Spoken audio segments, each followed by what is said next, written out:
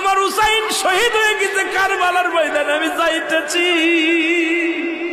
আমার হুসাইন ডাক দিছে নানাজি কইয়া, আমি রওজায় থাকতে পারি নাই রে,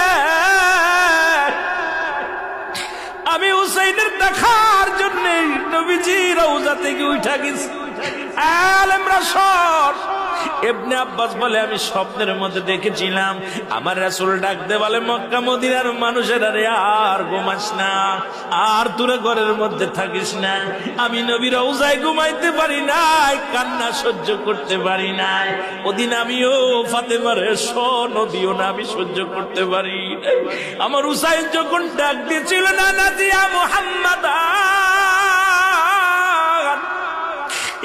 মুহাম্মাদান করে যেদিন ডাক দিয়েছিল রে, সেদিন আমি নবী রওজা থেকে পাগলের মতো উঠে কারবালা পর্যন্ত চলে গিয়েছিলাম।